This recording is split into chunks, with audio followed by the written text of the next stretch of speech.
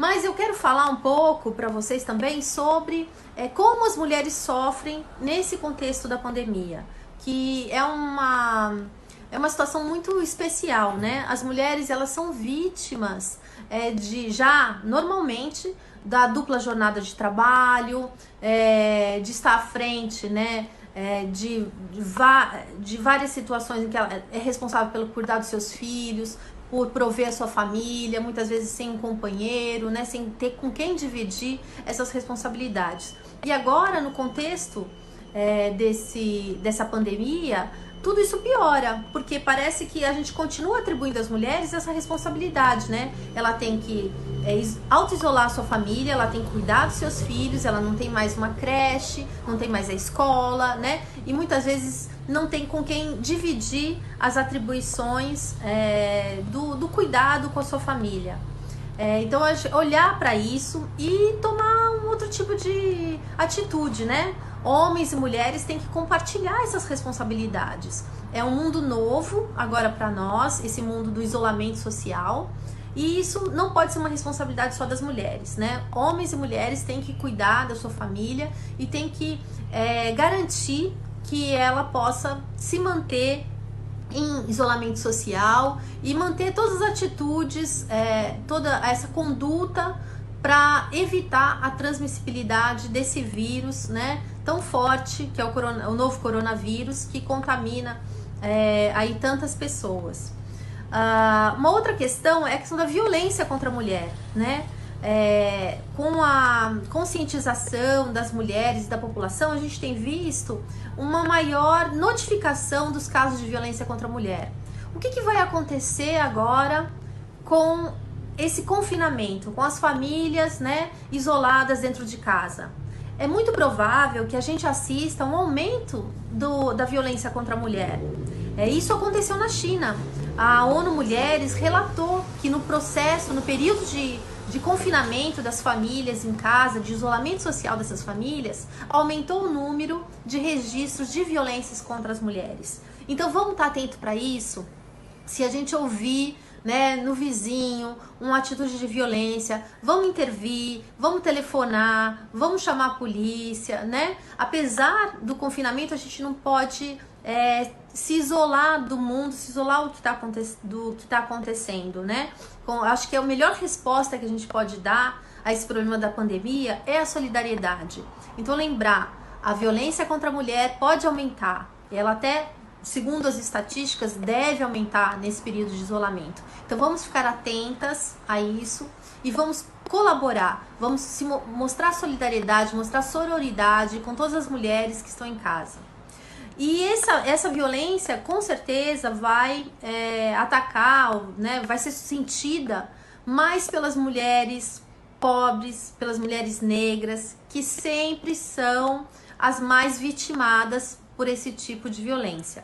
Então vamos lembrar, né, é muito fácil a gente ir para Facebook, fazer live, falar, estou aqui em home office, né? Só que a gente mantém nossos empregados, né, os empregados domésticos, os empregados do setor de limpeza, trabalhando, sem poder se isolar, podendo levar, né, contaminar suas famílias. Então é importante que cada um de nós, né, tenha essa responsabilidade. Vamos manter a contribuição mensal a todos os serviços que a gente normalmente usa.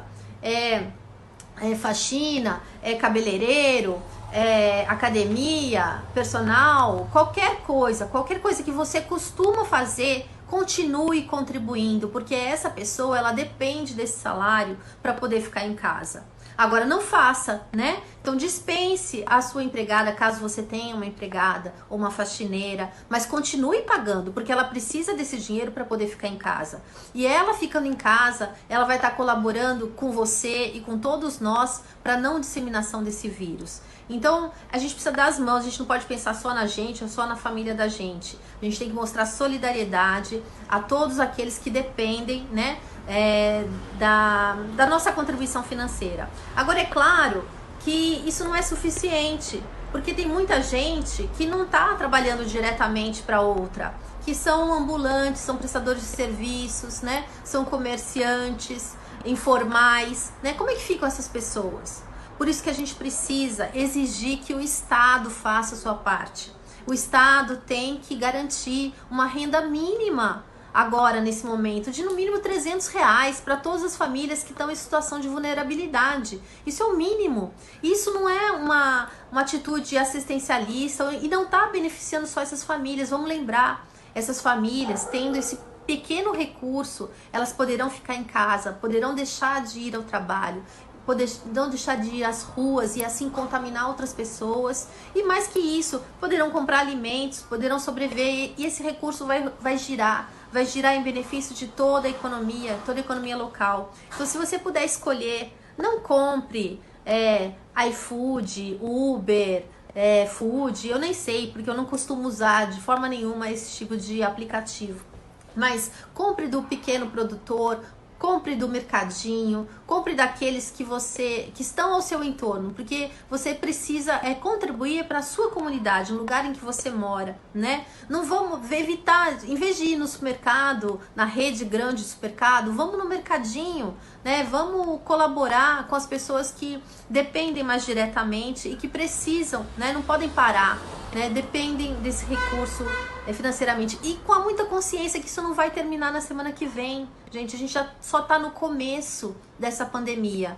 O Brasil deve sofrer aí de 3 a 6 meses, né? A gente olha para a China hoje e vê, olha, a China conseguiu conter a transmissão do vírus em 3 meses, voltar a uma situação de normalidade ao país. Mas a China, ela adotou medidas muito antes do que o Brasil, do que os Estados Unidos, do que a Europa, né? Ela agiu de forma rápida e ela tinha um só foco, né? O foco numa única cidade.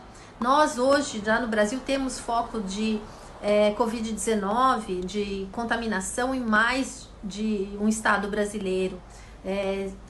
São Paulo, Rio de Janeiro, Brasília, né, Distrito Federal. Então, assim, muito provavelmente o nosso tempo vai ser maior que o da China. A gente vai demorar acho que até 6 meses para isso. Então, a gente tem que pensar, né, 6 meses sem comércio, sem prestação de serviços, como é que essas pessoas vão viver? A gente precisa ter solidariedade, mas também exigir do Estado que faça a sua parte, que garanta essa renda mínima a toda a população brasileira que está numa situação de vulnerabilidade.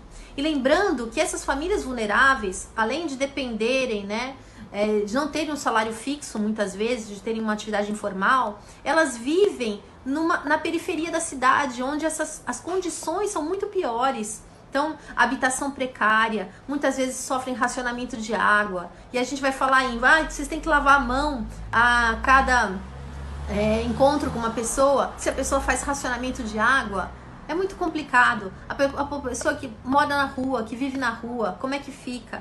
Então, o Estado tem que cuidar dessas pessoas, né? Elas não podem depender só da caridade, da solidariedade de alguns, ainda que a gente deva promover esse tipo de atitude solidária. Eu li hoje ainda uma iniciativa muito legal de um grupo de mulheres que organizou uma ajuda, né, através de um grupo do Facebook. Isso é super bacana, deve ser incentivado, mas isso não substitui a ação do Estado. O Estado tem que ter política pública, política de assistência social, ele tem cadastro único, ele tem a informação de onde estão as famílias vulneráveis e ele tem que chegar até elas, né? Porque nós, pessoas, né, por mais que a gente esteja bem intencionado e queira ser solidário, o nosso alcance vai ser sempre no entorno de nós. E nem sempre as pessoas que estão no nosso entorno são aquelas que mais precisam, né? Então é preciso que o Estado faça a sua parte. E aí Estado, eu falo, união, Estado com E maiúsculo, né? União, estados e municípios.